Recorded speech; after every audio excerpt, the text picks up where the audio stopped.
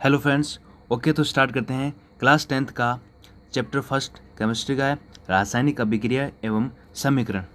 ठीक है, तो इस चैप्टर पर हम बात करेंगे आज बेसिक इंट्रोडक्शन के बारे में कि इस चैप्टर में कौन कौन सी बेसिक बातें हैं वो करेंगे, इसका बेस आज बना लेंगे। इसमें देखेंगे कि रासायनिक अभिक्रिया किसे कहेंगे, उसकी परिभाषा, और रासायनिक अभिक्रिया और समीकरण में क्या फ़र्क होता है, ठीक है, और उन्हें किस प्रकार से लिखा जाता है, और उनमें कौन कौन सी टर्मिनोलॉजी काम में आती है, उनको हम देखने वाले हैं। तो चैप्टर को स्टार्ट करते हैं सबसे पहले रासायनिक अभिक्रिया की परिभाषा से। रासायनिक अभिक्रिया की परिभाषा से रासायनिक अभिक्रिया की परिभाषा क्या कहती है कि ऐसे परिवर्तन जिसमें नए गुणों वाले पदार्थों का निर्माण होता है, ऐसी परिवर्तन जिसमें नए गुणों वाले पदार्थों का निर्माण होता है, उसे क्या कहेंगे, रासायनिक अभिक्रिया कहेंगे। जैसे कि फॉर एग्जांपल मैं कोई रासायनिक अभिक्रिया लिखता हूँ, जैसे कि A+B, और मैंने दो पदार्थ लिए A और B, उनको मिक्स किया तो बना मेरे पास C+D। ठीक है, अब मैं कहूँगा कि A+B मैंने पदार्थ लिए थे, इनमें जो गुण हैं इनसे अलग गुण किस में आ गए भाई, सी और डी। और सी और डी मेरे को जो प्राप्त हुए वो मेरा फाइनल रिजल्ट है, यानी इनको बोलूँगा, इनको क्या बोलूँगा भाई, ये क्या भाई, उत्पाद है। जबकि A+B क्या है, अभिकारक। A+B को क्या बोलेंगे, अभिकारक। अभिकारक किसे बोलेंगे, जो रासायनिक अभिक्रिया में हिस्सा लेते हैं। रासायनिक अभिक्रिया में हिस्सा लेने वाले पदार्थों को क्या कहते हैं, हम अभिकारक कहते हैं। ठीक है, और जो रासायनिक अभिक्रिया के दौरान बनते हैं, नए पदार्थ बनते हैं, उन्हें क्या कहते हैं, हम उत्पाद कहते हैं। जैसे कि A+B के गुण अलग हैं, जबकि C+D के गुण अलग है। ठीक है, A के गुण अलग है, B के अलग है, और इनसे जो बना है नया पदार्थ C और D बने हैं, और इनके क्या है, गुण अलग अलग है। तो बेसिक सी बात है। और उसके बाद में जो अभिकारक है, इसको हम ध्यान से देखेंगे, इसे LHS साइड में रखा गया है। अभिकारक को किस साइड में रखा गया है, LHS लेफ्ट हैंड साइड में रखा गया।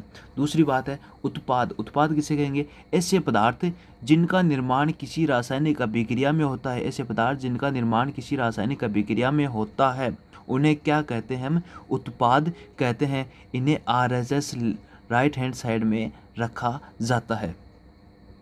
आई बात समझ में कि जो लेफ्ट हैंड साइड में लिखे हैं A+B, ये तो क्या है, अभिकारक, और C+D क्या बन गए, उत्पाद। इनमें कोई ना कोई नया पदार्थ बनेगा, कोई ना कोई ऐसा परिवर्तन होना चाहिए जिसमें नए पदार्थों का निर्माण हो, उसे हम क्या कहेंगे, रासायनिक अभिक्रिया कहेंगे। जैसे कि एग्जाम्पल, इसके उदाहरण है लोहे पे जंग लगना। लोहे पे जंग लगना क्या है भाई, एक रासायनिक अभिक्रिया का उदाहरण है। लोहे पे जंग लगना, इसमें नया पदार्थ क्या बनेगा, लोहा रखा मैंने हवा में, वायु में खुला रख दिया, और जो नमी है और वायु है उसके संपर्क में आने पर उस पर जंग लग जाएगा। जंग एक भूरे रंग का पदार्थ है। ठीक है, तो एक लोहा लिया था मैंने, लोहे की छड़ ली थी, और वायु थी, अब बना क्या, जंग बना। ये कोई नया पदार्थ ही तो बना है, तो इसलिए हम क्या कह सकते हैं, कोई ना कोई रासायनिक परिवर्तन हुआ है, यानी रासायनिक अभिक्रिया हुई है। दूसरी बात, मैग्नीशियम फीते का जलना।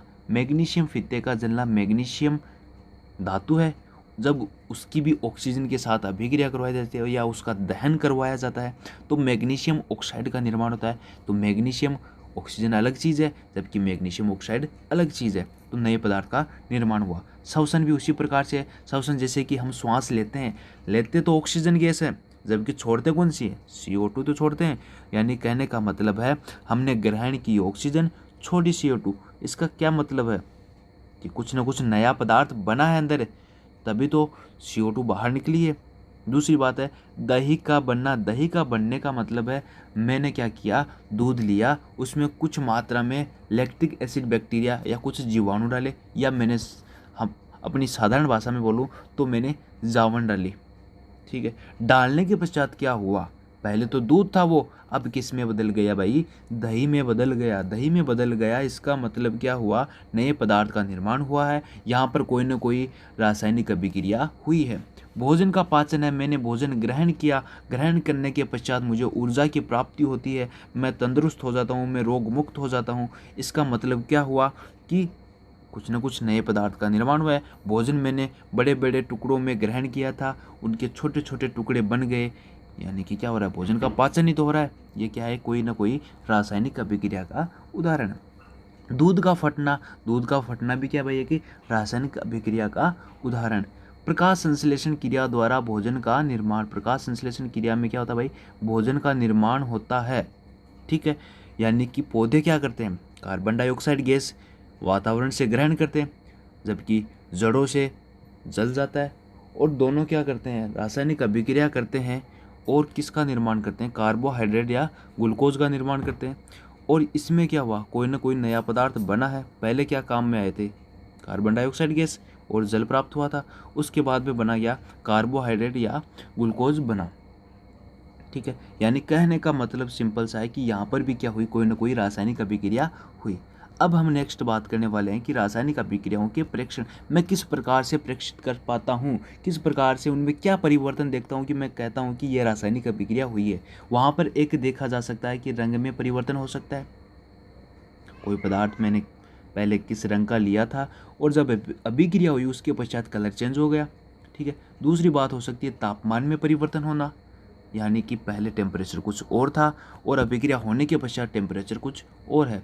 अवस्था में परिवर्तन, यानी मैंने पहले अवस्था कुछ और ली थी, यानी गैस अवस्था मिली या लिक्विड अवस्था मिली, बाद में कुछ ठोस अवस्था प्राप्त होगी या एक्वस अवस्था प्राप्त होगी। यानी कोई भी अवस्था परिवर्तित हो सकती है, यानी अवस्था सेम भी हो सकती है लेकिन अवस्था में परिवर्तन देखने को मिल सकता है। कोई ना कोई गैस का उत्सर्जन हो सकता है। तो ये सारे के सारे क्या हैं, रासायनिक अभिक्रिया के परीक्षण हैं। अब नेक्स्ट बात कर रहा हूँ कि रासायनिक अभिक्रिया को किस प्रकार से प्रदर्शित किया जाता है। तो सबसे पहले मैं बात करता हूँ शब्द समीकरण की। किसकी बात करता हूँ भाई, शब्द समीकरण की। शब्द समीकरण किसे कहते हैं, शब्द समीकरण, कोई अभिक्रिया है, मैंने जब उसका शब्दों में वर्णन किया, अभिक्रिया का वर्णन किस में किया, शब्दों में किया, न कि कोई रासायनिक सूत्र लिखा, न कोई प्रतीक लिखा, सिर्फ शब्दों के माध्यम से लिखा। जैसे कि जिंक की अभिक्रिया मैंने सल्फ्यूरिक अम्ल से करवाई, जिंक सल्फेट बना और हाइड्रोजन गैस निकली। इतनी बात है अभिक्रिया के अंदर। तो मैं कैसे लिखता हूँ इसको, जिंक लिखता हूँ प्लस सल्फ्यूरिक अम्ल लिखता हूँ, इसको लिखित में लिखता हूँ, न कि कोई रासायनिक सूत्र लिखता हूँ। जिंक है तो जिंक का नाम लिखा मैंने, सल्फ्यूरिक अम्ल है तो सल्फ्यूरिक अम्ल लिखा, नाम लिखा है, न कि कोई रासायनिक सूत्र लिखा है। उसी प्रकार जिंक सल्फेट बना तो उसका नाम ही लिखा है, न कि कोई ना कोई सूत्र लिखा है। ठीक है, इसी प्रकार से हाइड्रोजन, यानी कहने का मतलब ये क्या हो गई, जिसे शब्दों में प्रदर्शित किया जाता है उसे हम क्या बोलेंगे, शब्द समीकरण बोलेंगे। और रासायनिक समीकरण किसको बोलेंगे, जिसमें रासायनिक सूत्रों तथा प्रतीकों को प्रदर्शित किया जाता है, यानी किसी रासायनिक अभिक्रिया को रासायनिक सूत्रों में तथा प्रतीकों के अंदर प्रदर्शित किया जाता है। जैसे कि ये पहले वाली अभिक्रिया जिंक की सल्फ्यूरिक अम्ल से, तो मैंने क्या किया, जिंक की अभिक्रिया करवाई, जिंक की अभिक्रिया करवाई तनु सल्फ्यूरिक अम्ल के साथ, यानी मैंने यहाँ पे क्या लिखा, जिंक लिखा क्या, Zn, उसका प्रतीक लिखा क्या, न कि शब्द लिखा है जिंक। ठीक है, मैंने क्या लिखा, उसका प्रतीक लिखा है। उसके बाद में मैंने उसमें डाला H2SO4 सल्फ्यूरिक अम्ल, तो मैंने सल्फ्यूरिक अम्ल का जो रासायनिक सूत्र है वो लिखा, न कि उसका नाम लिखा, हिंदी में नाम नहीं लिखा है।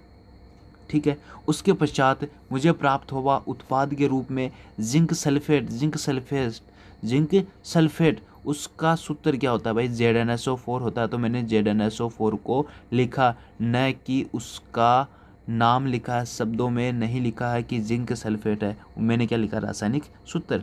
तो ये क्या है भाई, रासायनिक समीकरण लिखने का तरीका है कि रासायनिक सूत्रों में या रासायनिक प्रतीकों में लिखना। ठीक है, साथ में जो हाइड्रोजन गैस लिखी उसका नाम न लिख के मैंने क्या लिखा, यहाँ पर सूत्र लिखा। अब हम नेक्स्ट बात करने वाले हैं रासायनिक समीकरण को हम किस प्रकार से लिख सकते हैं। रासायनिक समीकरण को हम किस प्रकार से लिखते हैं कि रासायनिक अभिक्रिया को रासायनिक समीकरण द्वारा लिखा जाता है। रासायनिक अभिक्रिया को रासायनिक समीकरण के द्वारा लिखा जाएगा। किसके द्वारा भाई, रासायनिक समीकरण के द्वारा, न कि शब्द समीकरण के द्वारा। ठीक है, दूसरी बात, रासायनिक पदार्थों में रासायनिक सूत्रों को या प्रतीकों के द्वारा लिखा जाता है कि रासायनिक पदार्थ है उनको किसके माध्यम से लिखा जाएगा, रासायनिक सूत्र या प्रतीक के द्वारा लिखा जाता है। साथ ही उनकी हम क्या करते हैं, भौतिक अवस्था लिखते हैं भाई। क्या लिखते हैं भाई, भौतिक अवस्था लिखते हैं। जैसे कि भौतिक अवस्था, जैसे कि H2 + O2 मैंने लिया अभिकारक, और बना क्या, H2O बना। अब H2 मैंने गैसीय अवस्था में ली, जबकि ऑक्सीजन भी किस में ली, गैसीय अवस्था में। तो मैं यहाँ पे इसकी भौतिक अवस्था लिख रहा हूँ, H2 के नीचे गैसीय अवस्था, तो गैसीय अवस्था का निशान लिख रहा हूँ G, ठीक है। O2 गैसीय अवस्था में, तो यहाँ पर गैसीय अवस्था का निशान लिखा है मैंने G। और तो प्राप्त मेरे को हुआ जो जल, लिक्विड अवस्था में जल प्राप्त हुआ, तो यहाँ पे मैंने लिक्विड का यानी भौतिक अवस्था यहाँ पे लिख दी। ये कहने का सिंपल सा मतलब है कि इस प्रकार से हम लिखते हैं। उसके बाद में क्या करेंगे, तो तीर का निशान है उस पर अभिक्रिया की क्या लिखेंगे भाई, कंडीशन लिखेंगे। तीर के निशान पर क्या लिखेंगे, अभिक्रिया की कंडीशन लिखेंगे। उसके पश्चात हम क्या करेंगे, जैसे कि कंडीशन, जैसे कि ताप, दाब, उत्प्रेरक, इनको हम लिखेंगे। जैसे कि अभिक्रिया करने में हमें कितना टेम्परेचर लेना पड़ा, कितना प्रेशर लेना पड़ेगा, और कौन कौन से हमें उत्प्रेरक काम में लेने पड़ेंगे, उनको किस पे लिखेंगे, हम तीर के निशान के ऊपर लिखेंगे, ठीक है। इस प्रकार से रासायनिक समीकरण को लिखा जाता है। तो दोस्तों आज के लिए इतना ही काफ़ी, आगे देखेंगे अब नेक्स्ट वीडियो के अंदर।